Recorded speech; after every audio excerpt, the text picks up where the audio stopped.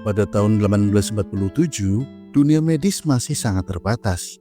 Bakteri, kuman dan virus belum ditemukan, sehingga kematian tanpa sebab sering dianggap sebagai kutukan atau wabah. Di tengah keterbatasan itu, muncul seorang dokter kandungan bernama Dr. Samuel West atau kita sebut saja Dr. Sam. Dia memperkenalkan praktik cuci tangan untuk mencegah infeksi berbahaya, terutama demam nifas yang sering merenggut nyawa para ibu setelah melahirkan. Inilah kisah awal mula perjuangannya mengubah dunia medis.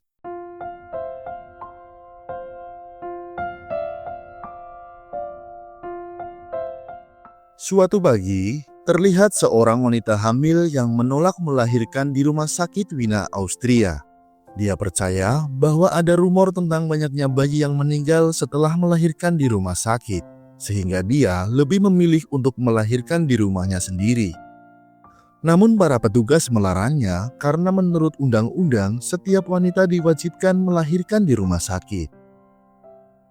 Ketika para petugas membawa wanita itu masuk rumah sakit, Dr. Sam datang untuk memeriksanya.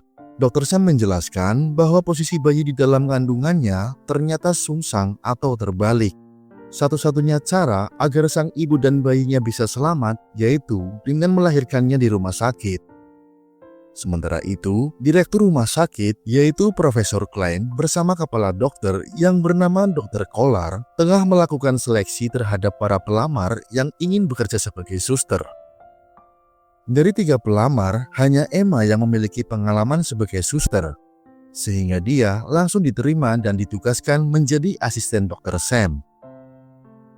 Di sisi lain, seorang pengurus makam bertanya kepada Dr. Sam mengenai perkiraan jumlah peti mati yang harus disiapkan hari ini. Pertanyaan tersebut membuat Dr. Sam marah, seolah-olah dia dianggap tidak mampu menyelamatkan pasiennya. Tak lama kemudian, Emma datang memperkenalkan diri sebagai asisten baru. Tanpa banyak bicara, Dr. Sam langsung memintanya untuk mulai bekerja saat itu juga.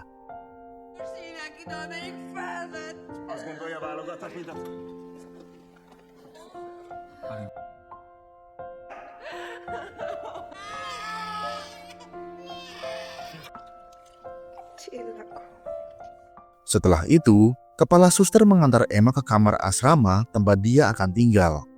Di sana, kepala suster menjelaskan berbagai peraturan yang harus dipatuhi. Salah satunya, larangan untuk datang terlambat bekerja.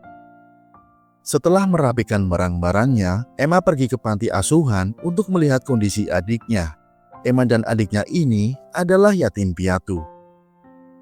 Sebelum mereka berpisah, Emma berjanji bahwa setelah dia mengumpulkan cukup uang, dia akan membawa adiknya keluar dari panti asuhan tersebut. Keesokan paginya, Profesor Klein bersama para dokter melakukan pemeriksaan ke seluruh ruangan rumah sakit. Mereka melihat banyak pasien yang mengalami demam parah bahkan hingga sekarat. Anehnya, setelah melahirkan, semua pasien langsung mengalami demam yang sama, bahkan sampai meninggal dunia. Kejadian ini sudah berlangsung cukup lama dan tidak ada yang tahu penyebabnya. Saking seringnya terjadi, para pekerja rumah sakit bahkan sudah menganggapnya hal yang wajar, seolah itu sudah takdir Tuhan. Tapi hanya Dr. Sam yang tak bisa menerima kenyataan itu. Dia selalu berusaha keras untuk menyelamatkan setiap nyawa pasiennya. Saat semua orang sedang sibuk bekerja, Emma baru terbangun dari tidurnya. Dia nyaris dimarahi oleh kepala suster. Namun suster Julia tiba-tiba datang dan beralasan bahwa Emma terlambat karena tadi dia baru saja menyuruh Emma mengambil selimut yang baru dicuci di tempat laundry. Beruntungnya, kepala suster mempercayai alasan tersebut. Setelah kepala suster pergi, Emma mengucapkan terima kasih kepada Julia karena telah menolongnya. Mereka kemudian berkenalan dan melanjutkan pekerjaan mereka. Namun, saat memasuki ruangan pasien, Emma langsung menghadapi pasien yang sedang sekarat. Meski telah berusaha, nyawa pasien itu tidak dapat diselamatkan. Tanpa ada waktu untuk berduka, Emma dan Dr. Sam harus segera menangani pasien yang kritis lainnya. Di saat suster lain terbiasa melihat kematian, Emma justru menangis sambil mencoba menenangkan pasien. Dia bahkan berjanji akan menjaga bayi pasien tersebut jika ibunya meninggal. Mendengar itu, Sam menegur Emma karena membuat janji yang mustahil ditepati. Menurutnya, kita tak mungkin merawat bayi-bayi dari para pasien yang meninggal, karena tanpa ibunya, bayi itu juga beresiko tidak bertahan hidup. Namun, Emma tidak peduli. Yang terpenting baginya adalah membuat pasien pergi dengan tenang. Selain menjadi rumah sakit, tempat itu juga merupakan universitas terkenal untuk mempelajari ilmu kedokteran, terutama ilmu persalinan. Saat Profesor Klein sedang mengajar, Sam tiba-tiba datang dan meminta waktu sebentar untuk berbicara berdua. Sam mengatakan bahwa setiap hari selalu ada 3 pasien yang meninggal setelah melahirkan di rumah sakit. Karena itulah, keadaan ini harus segera dihentikan. Jika diperbolehkan, Sam ingin melihat catatan jumlah pasien yang meninggal dalam 1 tahun terakhir untuk dianalisis. Mendengar hal itu, Profesor Klein langsung marah. Menurutnya, rumah sakit yang dia pimpin tidak mungkin melakukan kesalahan atau malpraktik. Dia percaya bahwa wabah kematian massal tersebut berhubungan dengan perputaran planet dan bulan.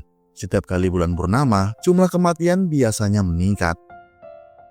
Sebelum kembali mengajar, Profesor Klein mengingatkan Sam agar tidak mengganggu jam pelajaran dengan obrolan yang dianggap tidak penting. Malam harinya, Dr. Sam diam-diam menyusup ke ruangan penyimpanan arsip untuk mengambil data jumlah pasien yang meninggal dalam 1 tahun terakhir. Dari kejauhan, tanpa sengaja Emma melihatnya. Di kos-kosannya, Dr. Sam tampak terus meneliti penyebab wabah kematian para ibu yang melahirkan. Dia tidak ingin terus-menerus melihat pasiennya datang ke rumah sakit dalam keadaan sehat, namun pulang dalam keadaan wafat. Pagi harinya, Profesor Klein dan Dr. Koller tampak gugup karena hari itu anggota dewan akan melakukan inspeksi ke rumah sakit. Profesor Klein khawatir tentang kematian tidak wajar yang selama ini dia tutupi akan terbongkar oleh anggota dewan. Jika reputasi rumah sakit jatuh, posisinya sebagai direktur akan terancam. Anggota dewan yang ditunggu akhirnya tiba. Pria itu bernama Gardner. Selama berkeliling, Profesor Klein terus berusaha menutupi kondisi para pasien. Namun tiba-tiba, Gardner ingin bertemu dengan Dr. Sam yang sedang viral dan disebut-sebut sebagai penyelamat para ibu. Mendengar itu, Profesor Klein sangat panik. Namun dia tidak bisa menolak perintah anggota dewan, sehingga dia terpaksa mengantarkan Gardner ke kelas tempat Sam sedang mengajar. Saat mengajar, Dr. Sam berbeda dengan profesor dan dokter lain yang hanya menjelaskan teori saja. Dr. Sam memilih melakukan otopsi langsung di depan para mahasiswa menggunakan jasad asli seorang ibu yang baru saja meninggal setelah melahirkan. Dari hasil otopsi, Sam menunjukkan bahwa bagian rahim penuh dengan nanah. Artinya, penyebab kematian ibu tersebut adalah infeksi rahim, bukan kutukan, bukan wabah misterius, dan sama sekali tidak ada hubungannya dengan bulan purnama.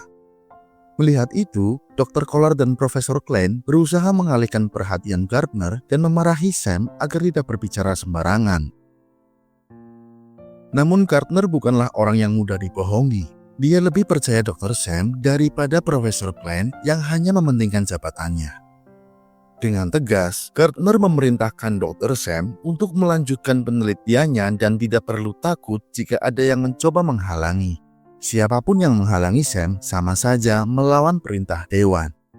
Selesai mengajar, ketika Sam sedang mengobrol dengan teman dokternya di ruang guru, suami dari pasien yang jasadnya baru saja sebagai praktik otopsi tiba-tiba datang marah-marah karena merasa Sam telah membunuh istrinya.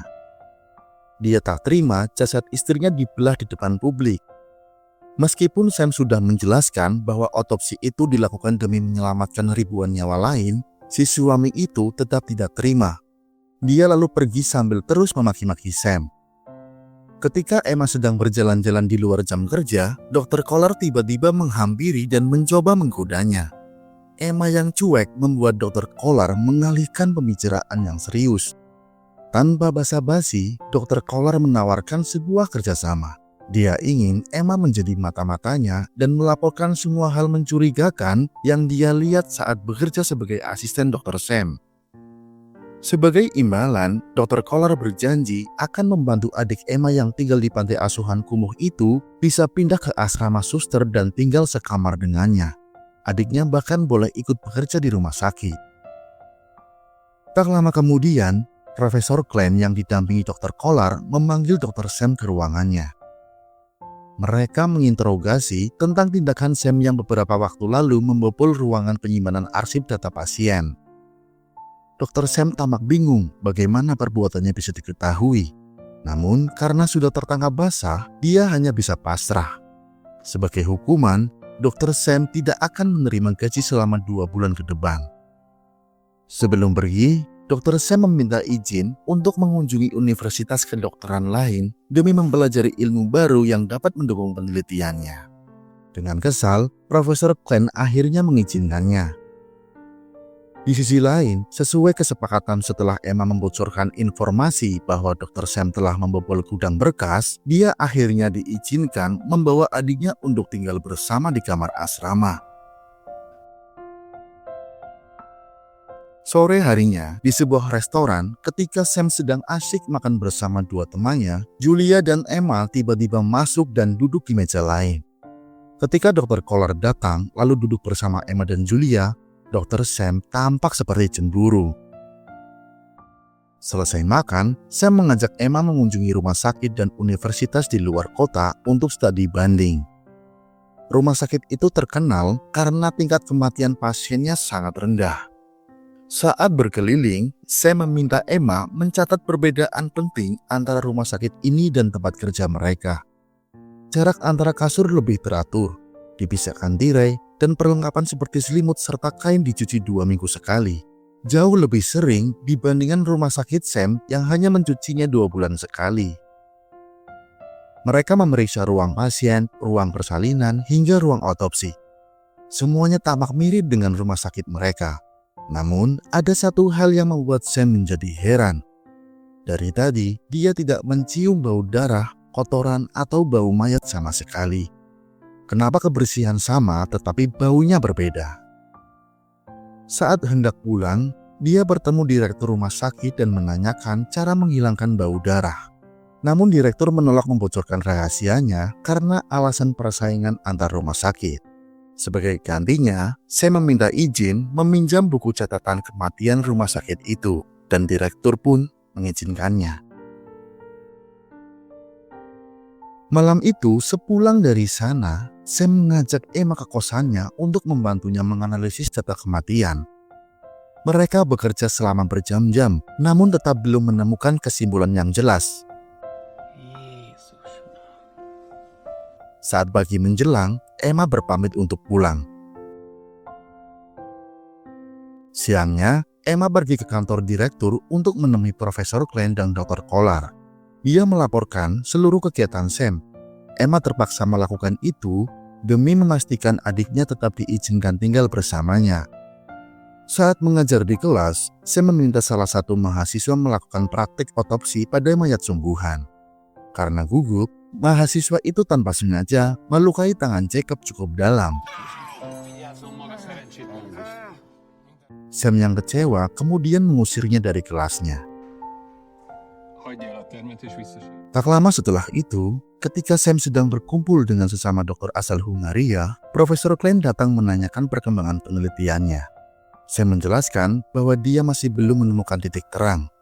Mendengar hal itu, Profesor Glenn sangat marah karena Sam sebelumnya sangat bersikeras menyatakan bahwa kematian pasien bukan disebabkan wabah atau kutukan. Namun, sampai sekarang dia belum mengetahui penyebabnya. Profesor Glenn lalu menyuruhnya untuk menghentikan penelitian karena dianggap hanya membuang waktu dan dapat merusak reputasi rumah sakit. Tetapi Sam menolak berhenti dan tetap ingin melanjutkannya demi keselamatan pasien. Teman-teman dokter Hungarianya pun mendukungnya. Melihat para dokter Hungaria kompak membela Sam, Profesor Glenn langsung menghukum mereka bahwa selama 2 minggu ini mereka dilarang menangani pasien. Dia mempersilahkan membantu penelitian Sam sampai benar-benar menemukan jawabannya. Sebelum pergi, Glenn menegaskan bahwa para imigran Hungaria tidak seharusnya menentang orang Austria, karena ini adalah negara Austria. Suatu malam, Sam berniat menemui Emma untuk mengajaknya menghadiri pesta dansa. Namun saat tiba, dia melihat Emma sudah bersama Dr. Kolar yang ternyata lebih dulu mengajaknya. Merasa kecewa, Sam pun pergi. Malam harinya, pesta dansa digelar dan dipenuhi para tamu penting. Ketika Gardner dan istrinya yang sedang hamil tiba, Sam langsung menghampirinya untuk melapor tentang Profesor Klein yang menghukum semua dokter Hungaria karena mendukung penelitiannya. Gardner yang marah segera memerintahkan Profesor Klein mencabut hukumannya. Dengan terpaksa, akhirnya Profesor Klein mencabut hukumannya. Setelah urusan selesai, Sam kembali berbaur menikmati suasana pesta. Saat sesi dansa dimulai, Emma datang bersama Dr. Kolar. Rasa cemburu membuat Sam langsung menghampiri dan meminta Emma berdansa dengannya. Sedangkan Dr. Kolar yang kesal akhirnya mengajak Julia untuk menemaninya. Namun, momen pesta dansa itu terhenti ketika tiba-tiba istri Gardner keselak. Sam yang melihat itu segera menolongnya.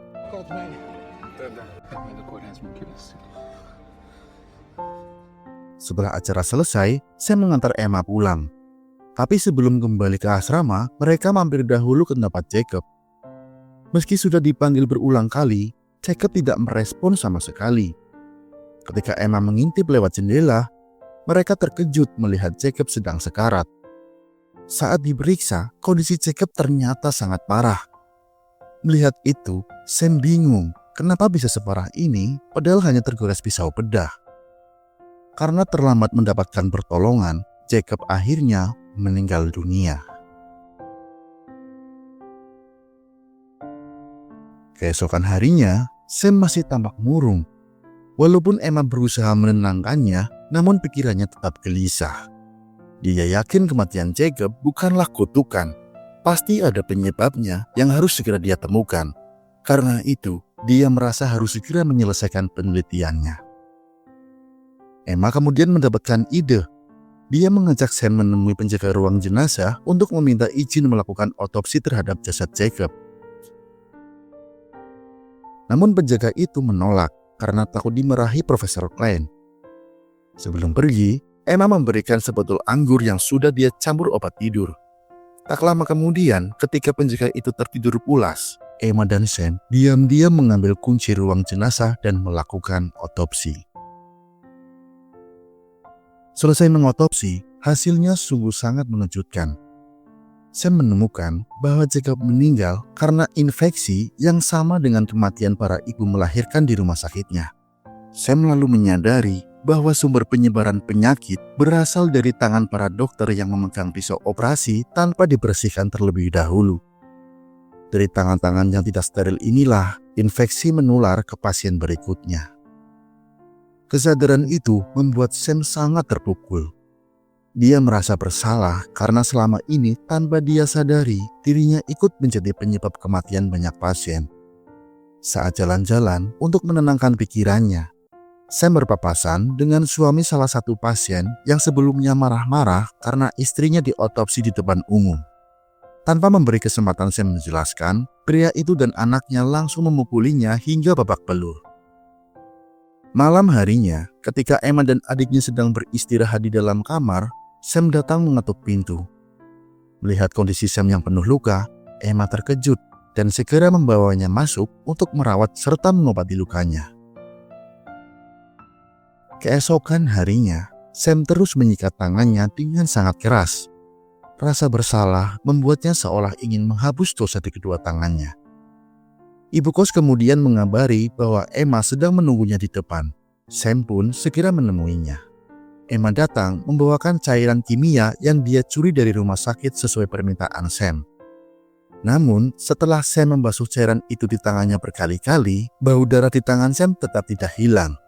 Mereka kemudian pergi makan siang di bar. Di sana, Sam menjelaskan bahwa dia yakin penyebab infeksi menular berasal dari bau darah yang menempel di tangannya.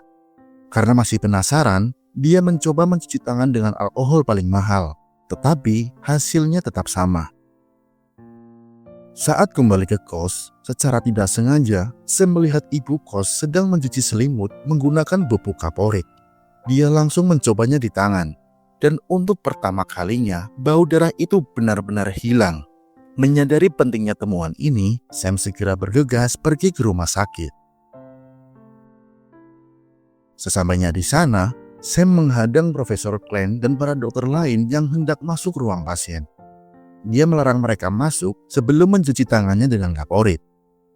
Profesor Klein nampak tersinggung dan mempertanyakan mengapa dirinya dilarang masuk ke rumah sakitnya sendiri. Namun Sam tetap bersikeras bahwa ini demi menyelamatkan nyawa pasien. Saat profesor meminta bukti penelitian, Sam belum dapat menunjukkannya. Karena belum memiliki bukti kuat, teman-temannya akhirnya menyuruh Sam mengalah agar masalah tidak semakin besar. Setelah semua pergi, Dr. Kolar mendatangi Emma dan mengancam agar dia terus mengawasi dan melaporkan setiap gerak-gerik Sam atau adiknya akan diusir dari rumah sakit. Saat Kolar hendak keluar, adik Emma tanpa sengaja menabraknya hingga tubuhnya basah kuyup. Beruntungnya Sam muncul dan langsung membelanya. Karena kejadian itu, Sam kemudian memeriksa kondisi mata adik Emma dan mengetahui bahwa anak itu ternyata memiliki rabun jauh. Ketika profesor memeriksa mayat Jacob, dia terkejut melihat ada bekas jahitan otopsi. Karena tahu pelakunya siapa, dia langsung memanggil Sam ke kantor dan memarahinya habis-habisan. Dia menuduh Sam bertindak seenaknya, melakukan otopsi tanpa izin, mencuri obat, dan membuat aturan wajib cuci tangan tanpa persetujuannya. Sam mencoba menjelaskan bahwa hasil penelitian menunjukkan sumber infeksi mematikan pada para ibu berasal dari tangan dokter yang tidak dicuci sebelum menangani persalinan. Mendengar hal itu, Profesor Klein malah tersinggung dan semakin marah, teringat bahwa putrinya meninggal tak lama setelah dia sendiri yang membantu persalinannya. Jika teori Sam benar, berarti dia tanpa sadar menjadi penyebab kematian putrinya sendiri. Saat Sam menegaskan bahwa temuannya mengarah ke sana, profesor langsung memecatnya. Saat Sam membereskan barang-barangnya setelah dipecat, Emma datang untuk meminta maaf. Dia ingin mengaku bahwa selama ini dialah yang membocorkan kegiatan Sam kepada Dr. Kolar. Namun belum sempat menjelaskan, Sam memeluknya dan berterima kasih karena dukungan Emma telah membuatnya bertahan hingga sejauh ini. Meski sudah dipecat, Sam berjanji akan tetap berusaha menyebarkan penelitiannya ke seluruh dunia. Sementara itu, di ruang jenazah, Profesor Klein dan Dr. Kolar melakukan otopsi ulang pada jasad Jacob. Setelah mengotopsi, Profesor menemukan luka infeksi yang mirip dengan kasus para ibu yang meninggal di rumah sakitnya. Meski berat, dia harus mengakui bahwa teori Sam mungkin benar. Namun Dr. Kolar tetap menghasutnya agar terus menyalahkan Sam. Di waktu lain, Sam menghadiri jamuan makan di rumah Gardner bersama pejabat-pejabat lain. Dia juga dipuji sebagai dokter penyelamat para ibu. Bahkan istri Gardner yang pernah diselamatkannya saat tersedak dalam keadaan hamil, meminta Sam untuk menangani persalinannya. Namun Sam hanya bisa menjawab bahwa dia tidak bisa, karena dia baru saja dipecat dari rumah sakit. Keesokan harinya, Profesor Klein menerima surat teguran dari Gardner karena telah memecat Dr. Sam. Setelah Sam kembali bekerja, Profesor Klein mengumpulkan seluruh dokter dan membagi rumah sakit menjadi dua divisi, divisi Dr. Kolar dan divisi Dr. Sam. Selama 3 minggu ke depan, kedua divisi harus membuktikan teori masing-masing. Apakah kematian pasien disebabkan karena wabah kutu dan pergerakan planet, atau cukup dicegah dengan cuci tangan? Divisi dengan angka kematian paling rendah akan menjadi pemenang. Setelah rapat, Sam langsung bertindak. Dia memerintahkan tempat laundry mencuci seluruh peralatan kain divisinya dengan kaporit. Meskipun harus membayar biaya tambahan menggunakan uang pribadinya, Sam tidak peduli. Yang terpenting pasiennya bisa selamat. 1 minggu kemudian, semua berjalan lancar sesuai teori dan hasilnya jelas terlihat. Di divisi Kolar masih mencatat banyak kematian, sedangkan di divisi Sam, semua ibu selamat dan pulang dengan sehat.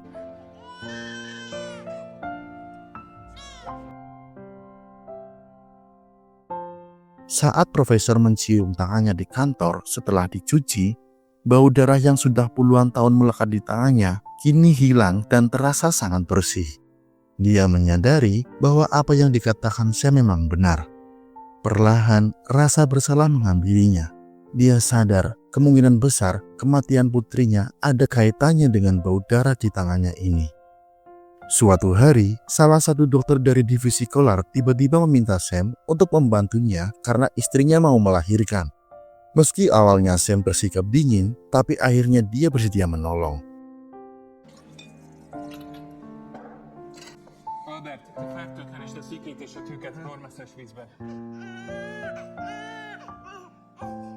Kabar keberhasilan divisi Sam pun menyebar, sehingga membuat para ibu berbondong-bondong ingin melahirkan di bagiannya. Gardner dan istrinya juga meminta Sam untuk menangani persalinan mereka, meski profesor sempat mencoba mengalihkan mereka ke divisi Kolar. Merasa kesal, Dr. Kolar kemudian mendatangi Sam dan meluapkan emosinya. Dia juga membongkar bahwa selama ini Emma lah yang membocorkan semua gerak-geriknya ke profesor. Sam yang terkejut langsung menanyakan hal itu kepada Emma. Dengan terpaksa, Emma mengaku bahwa dia melapor demi melindungi adiknya, tapi perasaan cintanya pada Sam benar-benar tulus. Namun Sam yang sudah terlanjur kecewa langsung mengusir dari divisinya.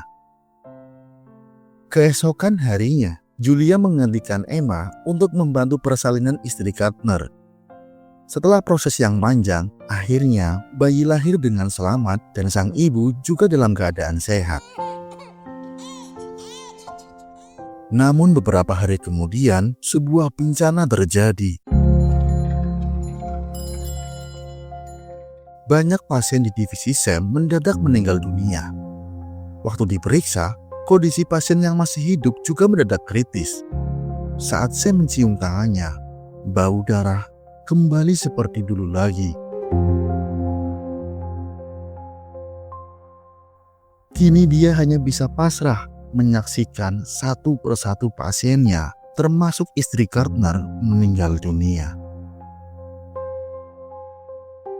Setelah menyaksikan jasad istrinya, Gardner menghampiri Sam lalu mengatakan bahwa dirinya sangat kecewa. Oleh karena itu, Profesor Glenn mencabut dukungannya dan kembali memecatnya. Tak hanya itu, dalam waktu dekat ini, Sam juga harus menghadapi sidang kedokteran.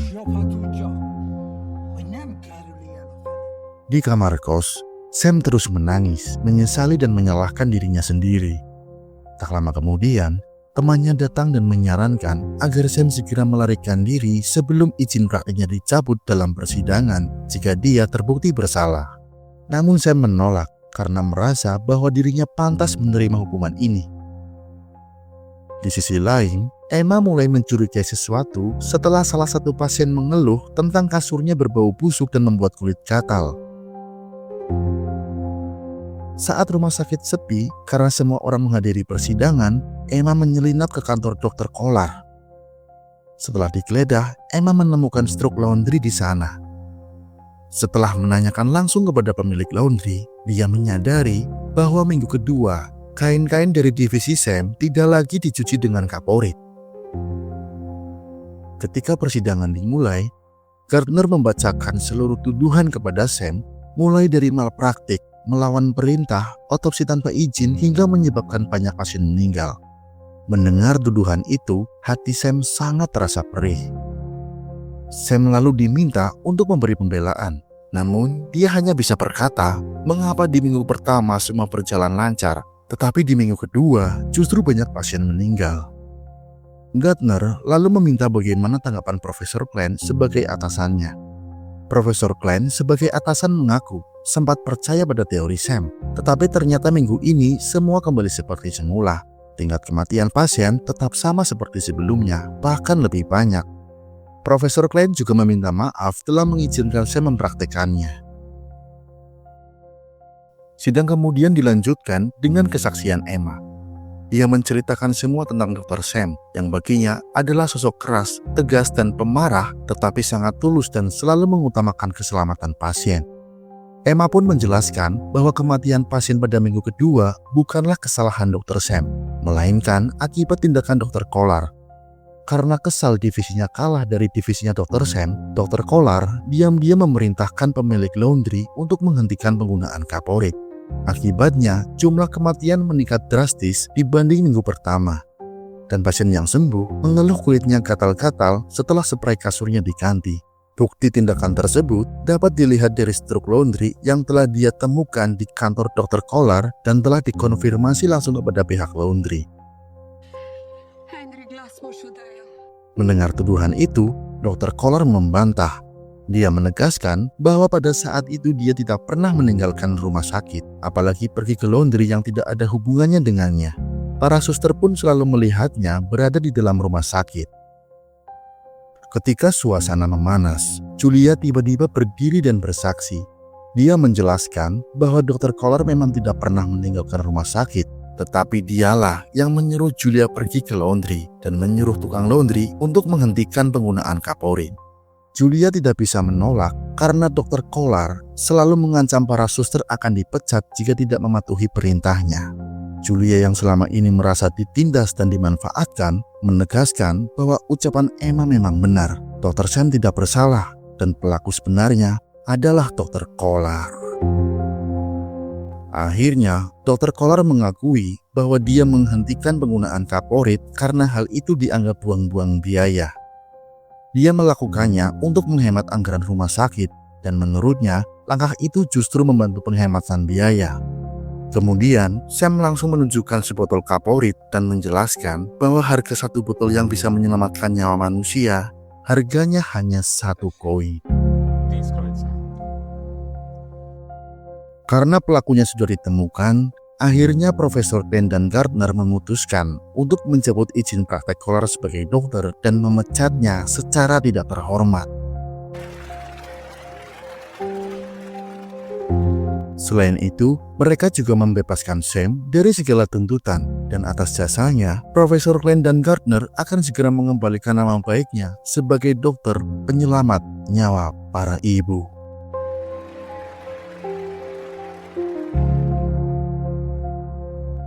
Keesokan harinya, saat Sam sedang menulis surat, Profesor Glenn tiba-tiba datang berkunjung. Selain untuk meminta maaf, dia juga menyampaikan bahwa dirinya akan pensiun dari jabatannya sebagai direktur rumah sakit. Dia ingin Sam menggantikan posisinya di rumah sakit Wina. Namun Sam menolak. Dia sudah memutuskan untuk pulang ke kampung halamannya di Hungaria untuk menenangkan diri sejenak. Sementara itu, Emma yang sudah tidak lagi bekerja di rumah sakit Wina mengantarkan adiknya kembali ke panti asuhan. Dia berjanji kepada adiknya bahwa dia akan pergi beberapa hari untuk mencari pekerjaan baru. Jika sudah mapan dan memiliki cukup uang, dia berjanji akan menjemputnya kembali. Namun tak lama kemudian, Sam datang menemui Emma setelah diberitahu lokasinya oleh Julia. Dia meminta maaf atas sikapnya kemarin. Selain itu, dia memberikan sepucuk surat cintanya sebelum berpamitan. Sam lalu mengatakan bahwa esok hari pukul 5 sore dia akan pulang ke Hungaria. Di dalam surat itu, Sam sudah menyertakan 2 tiket kapal untuk Emma dan adiknya. Sam berharap mereka bersedia ikut dan membangun kehidupan baru bersama di sana. Keesokan harinya, tepat saat kapal akan berangkat, Sam tampak gelisah karena Emma belum juga muncul. Namun setelah menunggu cukup lama, Emma akhirnya datang bersama adiknya. Sam pun sangat lega. Sam kemudian memberikan hadiah berupa sepasang kacamata yang ia buat khusus untuk adik Emma yang memiliki mata minus. Setelah memakainya, anak itu begitu sangat senang karena akhirnya bisa melihat dengan jelas termasuk kisah cinta yang mulai terjalin antara Sam dan Emma.